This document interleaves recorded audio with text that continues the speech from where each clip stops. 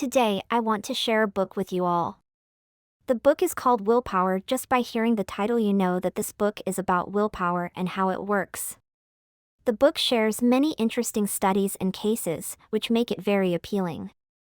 I managed to finish reading it in about 2 days. First, let's talk about the concept of willpower. To prove the existence of willpower, a psychology professor from the United States named Roy Baumeister, who is also the author of this book, conducted an interesting experiment in 1998 called the carrot experiment. Here's how the experiment went. He invited a group of university students and divided them into 3 groups. Before the experiment, he instructed them to fast and not eat any food, trying to keep themselves in a hungry state. Then the experiment began. For the first and second groups, Professor Baumeister prepared 2 types of food, a freshly baked chocolate cookie that filled the room with the aroma of chocolate, and a bowl of plain carrots. He told the first group of students that they could freely choose to eat either of the 2 foods.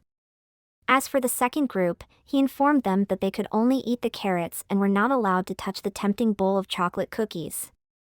As for the third group, Professor Baumeister didn't provide any food for them and simply had them sit in a room and wait. After a while, Professor Baumeister brought these 3 groups of students to another room to perform a puzzle task. They were asked to do their best to complete the puzzle, which was intentionally designed to be unsolvable from the beginning. The purpose of this task was to see how long these students could persist before giving up on an impossible task. The results were soon revealed. The first group of students, who had the freedom to choose between the 2 foods, persisted for about 20 minutes before giving up. The third group, who didn't eat any food, also held on for about 20 minutes. Everything seemed normal so far, but here comes the interesting part. The second group, who had to resist the temptation of the chocolate cookies, gave up after only about 8 minutes. Some of the students even showed signs of extreme fatigue and boredom. Through this experiment, Professor Baumeister demonstrated that willpower does exist. Compared to the other 2 groups, the students in the second group exerted more willpower to resist the temptation of the cookies, leaving them with less energy to persist in the puzzle task. Our willpower is like a battery with a limited capacity each day. As we engage in various daily tasks and mental activities, our willpower gradually depletes. When our willpower reaches a certain level, we enter a state called ego depletion, where our self-control abilities are exhausted. Neuroscientists have scanned the brains of individuals experiencing low willpower and found that their brain activity significantly slows down. In this state, people become easily distracted, prone to making mistakes, have difficulty controlling their emotions, and may overreact to minor things, becoming more irritable and impulsive. At the same time, their self-control abilities also decrease, making it easy to succumb to various temptations. That's why, after a busy day when we return home, we are more prone to indulging ourselves with high-calorie junk food. Our brains come up with various excuses to avoid exercising or falling into bad habits. This is because, after a day of work, most of our willpower has already been depleted, and we no longer have the energy to resist external temptations. This brings us to an important concept. In a way, our willpower determines our daily actions. Under what circumstances does willpower deplete the most? Are there any methods to avoid it? The author explains these in great detail in the book. One of the most common situations that lead to decision fatigue is making too many choices. Have you ever thought about how many choices we make in a day? A study from a university in the United States found that, on average, people make about 35,000 choices per day. These choices include deciding what clothes to wear, what breakfast to have, what flavor of coffee to drink, what YouTube videos to watch, whether to have a meeting first or finish the current task, and so on. Moreover, the developed modern society has brought us a variety of choices in our lives. For example, when buying a phone, we can choose different brands, colors, memory sizes, and data plans. When we step into a supermarket, the choices are abundant, from different brands of ketchup to fruits from different countries to eggs from different farms, and so on. When you consider what to choose in each situation, these seemingly small decisions actually deplete our willpower. In psychology, there is a term called decision fatigue. It refers to the state where a person's willpower significantly decreases after continuously making a series of choices. The brain becomes fatigued. In this state, people lack self-control abilities, easily make mistakes, or make regrettable decisions.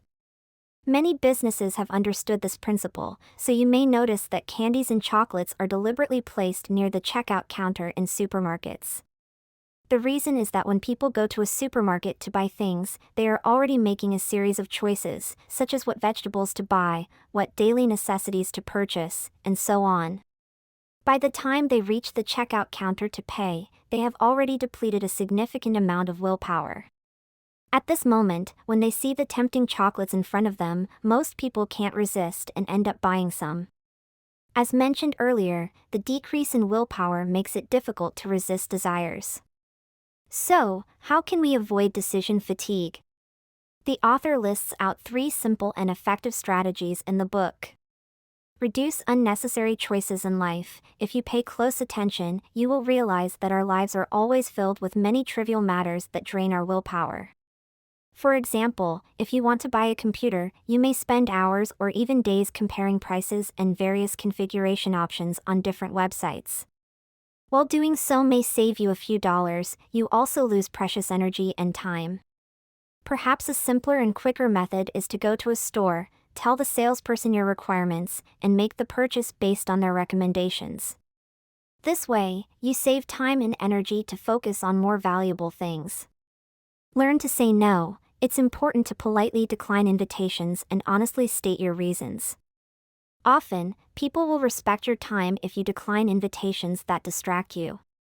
In the book Essentialism, it is mentioned that if you don't decide how to live your life, others will make decisions for you. Learning to politely refuse others' invitations and commitments that will divert your attention is crucial. Automate your choices, pre-schedule your decisions and routines. Create habits that are specific to you. Former U.S. President Barack Obama had a seemingly strange habit. When attending most events, he would only wear blue or gray suits. When asked why, he answered that having a fixed attire helps him reduce daily choices. Instead of spending time thinking about what to wear or what to eat, he can focus on more important matters. Mark Zuckerberg, the founder of Facebook, has a similar habit. He almost wears the same gray t-shirt every day. His reason is also the same. He wants to preserve his energy for more important things.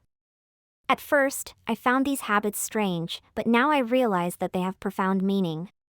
If our attention is constantly occupied by small matters every day, we won't have the mental capacity to think about things that truly matter to us, such as career planning 3 years ahead, personal development, or investment and financial management. Making important decisions during your peak energy periods. Usually, when we wake up in the morning, our brains are in the most alert state because we haven't made too many choices yet. If you spend the first hour of your day scrolling through your phone or watching TikTok, you are wasting the most energetic moments of the day. So, when scheduling your time, consider allocating important tasks in the morning, such as writing, learning, entrepreneurial planning, contemplating personal goals, and so on. You will noticeably feel that your thinking is clearer. These are the methods to avoid falling into decision fatigue. Of course, the book shares many more practical techniques, so I recommend reading it when you have time. I hope this video has been helpful to you all. Thank you for your support and encouragement. See you in the next video. Bye-bye.